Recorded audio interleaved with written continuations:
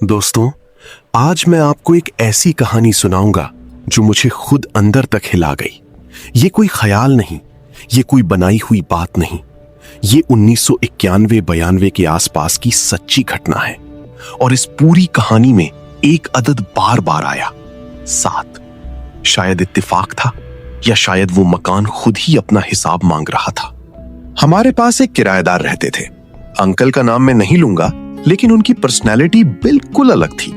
वो दिन भर मोटरसाइकिल और स्कूटर ठीक करते थे, हाथ में ग्रीस, आंखों में थकान। लेकिन घर पर उनकी बीवी का राज था। और वो बीवी, दोस्तों, वो एक ऐसी औरत थी जिसको भगवान की सेवा का हर मौका सोना लगता था। साधु संत का प्रवचन हो, भजन मंडली हो, झांकी हो, वो एक पल भी नहीं चूकती थी।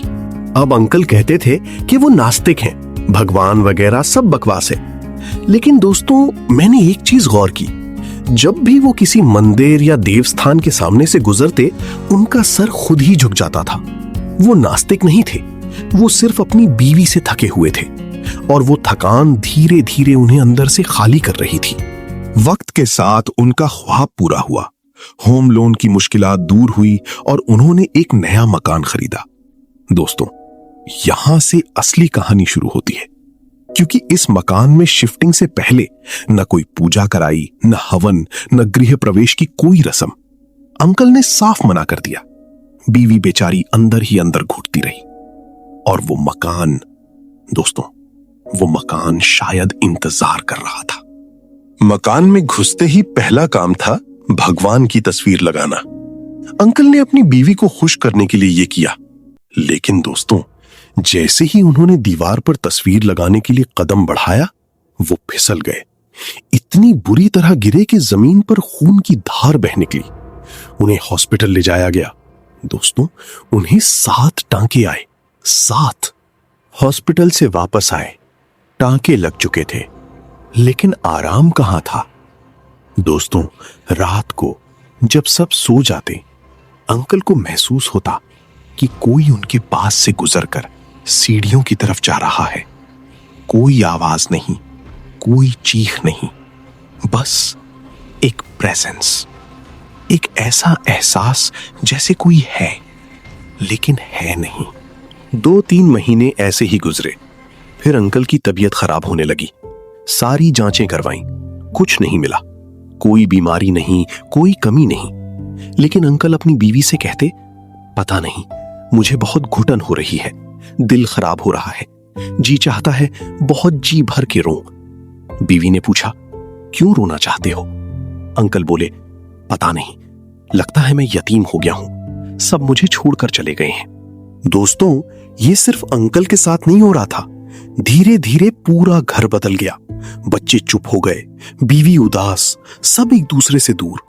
जो भी कोई मिलने आता, वापस जाकर कहता, उनके घर में जाते ही ऐसा लगता है जैसे कोई मर गया हो और उसे जलाने ले गए हों। एक अजीब सी घुटन और रोना आता है अपने आप। दोस्तों, ये कोई बीमारी नहीं थी, ये कुछ और था। और फिर दोस्तों, एक दिन कुछ हुआ जो इस कहानी का सबसे इंपॉर्टेंट मोड़ था।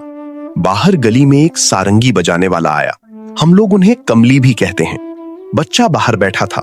वो मर्द अचानक दरवाजे के पास आया, बच्चे को कुछ देर देखा, फिर बोला, बेटा, अपनी अम्मी को बुलाओ।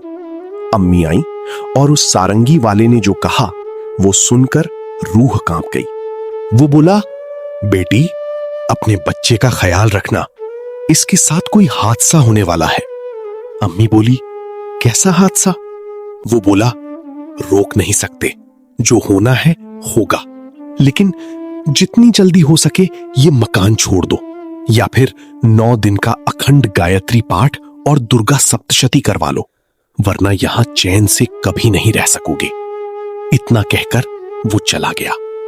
दोस्तों, कोई नहीं जानता वो कौन था, कहां से आया, कहां गया। सारंगी वाले के जाने के कुछ ही देर बाद अम्मी ने बच्चे को किराने की दुकान से कुछ लाने भेजा। दुकान सीधी सड़क के उस पार थी। बच्चा गया, सामान लिया, वापस आ रहा था और दोस्तों, एक स्कूटर ने उसे टक्कर मार दी। बच्चा लहूलुहान जमीन पर था। उसे हॉस्पिटल ले जाया गया। दोस्तों, उसके भी 7 टांके आए। वही अदद, वही 7। अब घर में खौफ पूरी तरह बैठ गया था। अम्मी रात को सो नहीं सकती थीं, सीढ़ियां अंधेरी लगती थीं, हर चीख जैसी खामोशी। अंकल तब भी रोजाना भगवान की सब चीजें रोकने की कोशिश करते रहे, लेकिन दोस्तों, कुछ ताकतें होती हैं जो इंसान की समझ से बाहर होती हैं।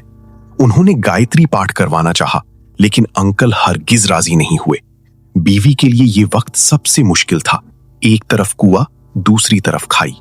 फिर एक दिन अंकल के एक दूर के रिश्तेदार आए। वो खुद भजन कीर्तन करते थे। रूहानियत उन्हें कुछ महसूस कराती थी। वो घर में घुसे, कुछ देर बैठे और जब जाने लगे, दूर पर रुककर बोले, ये मकान जल्द से जल्द छोड़ दो। मुझे यहां कुछ ठीक नहीं लग रहा।